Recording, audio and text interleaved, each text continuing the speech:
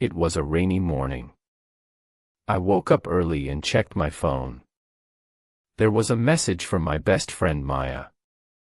It said, "Anna, please come to the airport today. I need you. 12 p.m., Terminal 3.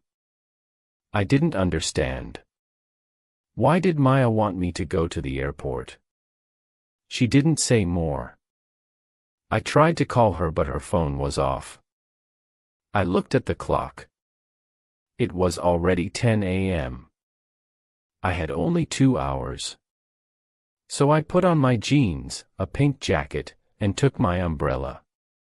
I told my mom, "Mom, I need to go to the airport. Maya needs help." My mom looked worried but said, "Be careful, Anna." I took the bus. It was cold and wet. The bus was full of people and I stood the whole time. I kept looking out the window. The sky was gray and I saw planes in the distance. Finally, I reached the airport. It was very big and noisy. People were running, talking, and carrying bags. I looked for Terminal 3. It took me 10 minutes to find it. But when I got there, Maya was not there. I waited. 10 minutes. 15 minutes. 20 minutes. Still, no Maya. I felt nervous. I looked around. I saw a girl sitting near the window. She had a suitcase and was crying. I walked slowly to her and asked, "Are you okay?" She looked up. Her eyes were red. She said, "I missed my flight. I don't know what to do." I sat beside her. "My name is Anna. Can I help you?" She said her name was Sarah. She came from another city to see her father. But she was late and the plane had already gone. I gave her a bottle of water from my bag. We talked. She was kind and she said, "You're a good person." Thank you. Suddenly I got a call. It was Maya. I picked up the phone quickly. "Anna, where are you?" She asked. "I'm at Terminal 3, waiting for you." Maya said, "Oh no, I meant Terminal 2. I'm here and I'm scared. Please come fast." I said goodbye to Sarah and ran to Terminal 2. My heart was beating fast. When I reached there, I saw Maya sitting on the floor. She was crying too. "Maya," I shouted. She looked up and ran to hug me. "Anna, I didn't know who to call." "I'm so scared," she said. "What happened?" I asked. She told me something shocking. "I think someone is following me." I was surprised. "Who? Why?" I asked. "I don't know," Maya said. On the bus to the airport, I saw a man watching me. When I got down, he also got down. I ran inside and tried to hide. I looked around. There were so many people. "Maybe it was nothing," I said. "Maybe you're just scared." "No," she said. I saw him again at the coffee shop. Just then, Maya pointed at someone. "That's him," she whispered. I turned to look. A man with a black cap and a brown coat was standing near the exit. He was looking at his phone. My hands felt cold. I said, "Stay here. I'll go talk to him." But before I could walk, the man looked at us and walked away. We didn't move. We just watched him disappear into the crowd. Maya said, "Do you believe me now?" I nodded. We sat for a few minutes in silence. Then I said, "Let's tell the airport police." We walked to the help desk and told everything. They listened and said, "Don't worry. We will check the cameras." We felt a little safe after that. Maya looked at me and smiled. "I'm lucky to have you," she said. I said, "Next time, tell me the right terminal." We laughed. But something still didn't feel right. Why was the man following her? Was it just a mistake? Or was something else going on? I looked at Maya and said, "Let's go home." "But we need to be careful," she nodded. We walked outside together. It was still raining. I opened my umbrella. We got into a taxi. As we sat in the back seat, I saw something. Through the taxi window, a man, a black cap, a brown coat. He was watching us again. The taxi started moving.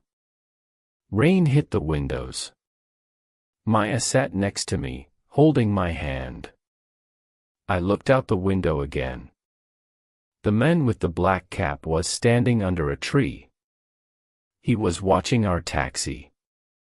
My heart beat faster. "Maya," I whispered. "He's still there." He saw us leave. Maya looked out. She saw him too.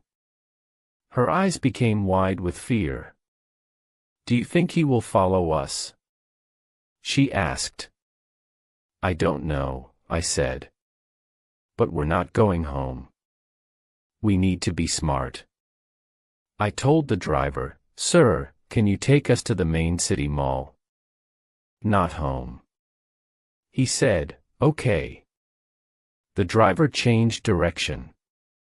I looked behind. A black car turned after us. I felt a chill. "Maya, that car, it's behind us." Maya looked back. It was the same man. He was driving. "Why is he doing this?"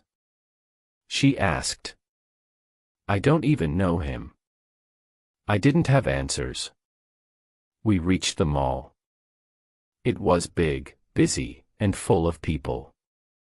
We quickly got out and walked inside. The man didn't stop. He parked and followed us. We walked fast. We went into a shoe store, then a clothing shop.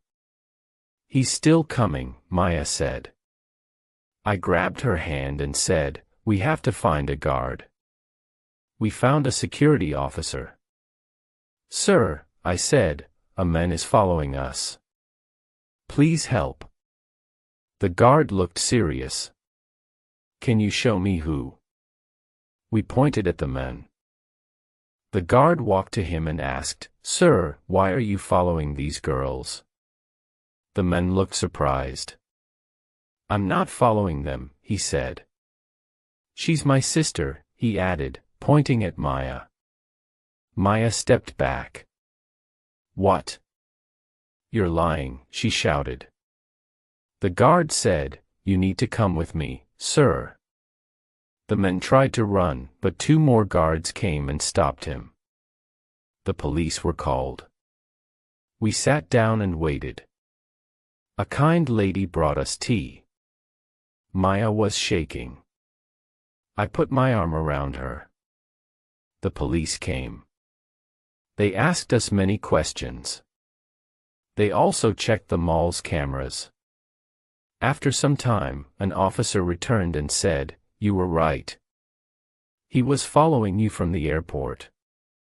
"Why was he doing that?" I asked. The officer said he had some photos of Maya on his phone. He also had her name and address. Maya looked shocked. "But how? Who is he?"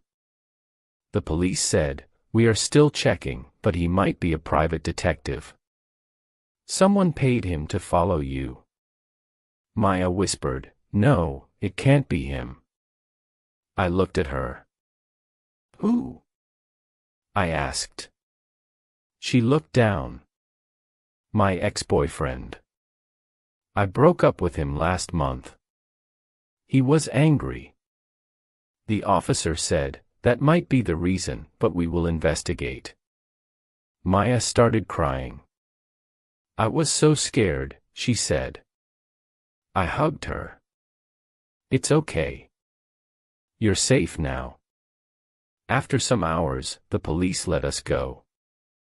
They said they would call us if needed. Outside the mall, it was still raining. But this time, the rain felt soft. Like everything was going to be okay. We took another taxi home. Maya slept on my shoulder. She looked tired, but peaceful. When we reached home, Mom opened the door. She looked worried. Where have you girls been? She asked. I saw the news. Something happened at the airport.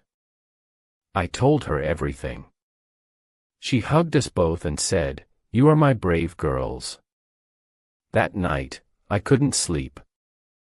I thought about everything. The message, the airport, Sarah, the man in the black cap. So many things happened in one day. But I was proud of myself. I helped a stranger. I protected my best friend. I stayed calm, even when I was scared. 1 week later, something sweet happened. I was at the bookstore, helping a customer. Suddenly, I heard someone call my name. Anna. I turned around. It was Sarah, the girl from the airport. She was smiling. I found you, she said. I laughed. You remembered the name of my bookstore. She nodded. I wanted to say thank you again. You helped me that day. We sat for coffee. She told me she met her father later that night. And now, she was living in our town. She said, I don't have many friends here. Can we be friends? I smiled. Yes, I'd love that. That day, I understood something important. Sometimes, scary things happen. Sometimes, we don't know why things happen. But when we are brave, when we help each other, when we stay kind and strong, good things come back to us. I went to the airport just to help a friend. But I found more.